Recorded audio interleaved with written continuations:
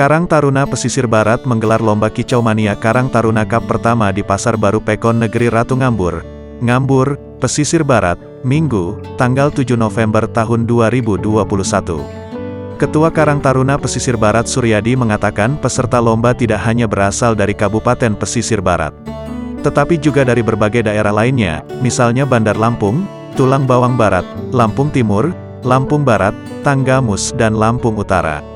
Lanjutnya ada pula peserta lomba tersebut yang berasal dari Kabupaten Kaur Provinsi Bengkulu serta Kabupaten Ogan Komering Ulu, Oku, dan Oku Selatan Provinsi Sumatera Selatan. Lomba tersebut diikuti dari berbagai kalangan pencinta burung berkicau mania dengan keseluruhan peserta kurang lebih 1.000 orang, ujar Suryadi. Cabang yang dilombakan ada 26 cabang pertandingan, sambungnya. Dirinya berharap, kegiatan Lomba Kicau Mania tersebut dapat menjadi agenda tahunan Karang Taruna Pesisir Barat ke depannya. Kegiatan ini dibuka langsung oleh Ketua Umum TP PKK Pesisir Barat Septi Istiqlal.